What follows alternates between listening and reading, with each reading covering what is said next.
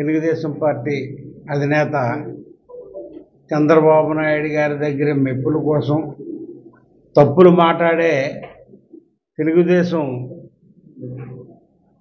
అభ్యర్థి వాళ్ళ లలిత కుమారి మాటలు ఎలాగున్నాయంటే, చంద్రబాబు నాయుడు గారు మరి ఎంపీ అభ్యర్థి భరత్ వాళ్ళ మెప్పుల కోసమే విపరీతమైనటువంటి తప్పులు మాట్లాడుతున్నటువంటి ఎమ్మెల్యే అభ్యర్థి కోళ్ళ లలిత కుమారి గురించి మాట్లాడాలంటే ఎలాగుందంటే, వారు మాట్లాడే మాటలు నేను సెలలో చూశాను.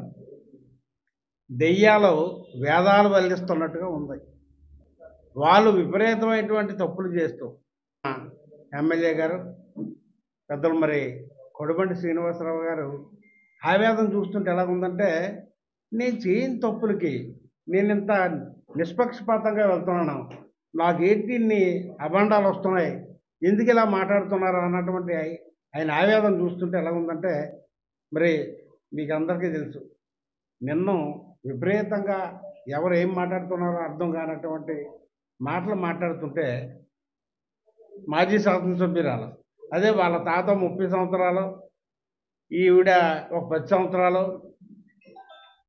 అప్పుడు ఏంటంటే ఉత్తరాపల్లి వెలగబెట్టి దాన్ని సర్వనాశనం చేసి శృంగవరపుకోట మరి జనరల్ కేటగిరీకి వచ్చేసరికి ఈవిడ తయారైపోయిందండి. ఇక్కడ మేము ఆవేళ ఇదే చంద్రబాబు నాయుడిని నెత్తి నోరు కొట్టుకొని, అయ్యా నా కోసం అని కాదు, ఇంకొకరి కోసం అని కాదు, ఇంతవరకు కొత్త వలస మండలం, కోటపాడు, మరి ఇవన్నీ ఉత్తరాపల్లి కాన్స్టిట్యున్సీ, ఎలకోట, కనీసం మాకు వేపాడ కానీ ఎస్కోట కానీ జామి కానీ శాసనసభ్యులు నిర్ణయించండి.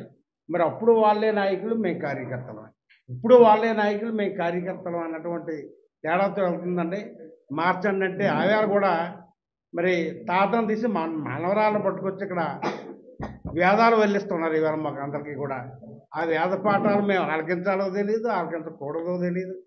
ప్రజలు ఎలాగ ఆలకిస్తున్నారో ఏం అర్థం కావట్లేదు.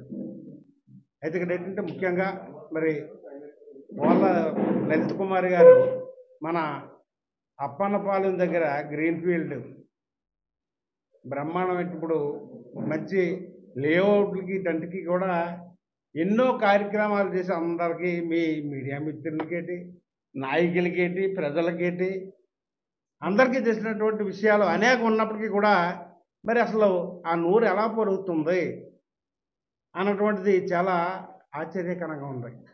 అందుకే మరి కొడిబండి శ్రీనివాసరావు గారు వైఎస్ఆర్సీపీ అభ్యర్థి, ఆయనకి ఏంటంటే మాటలు రావట్లేదు ఆవిడ మాట్లాడుతుంటే. కారణం ఏంటంటే, దేవుడు అన్నటువంటి వాడు ఉన్నాడు.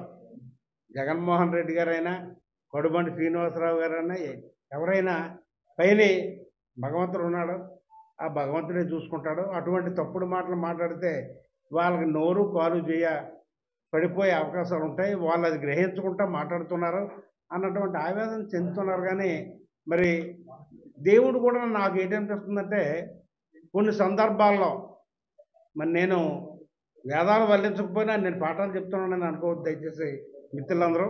అయితే ఇక్కడ ఏంటంటే, ఇక్కడ భగవంతుడు కూడా ఎమ్మెల్యే గారి మాట నిజం, అటువంటి వాళ్ళకి తప్పకుండా దేవుడు శిక్షిస్తాడు అన్నటువంటిది అందరికీ తెలుసు.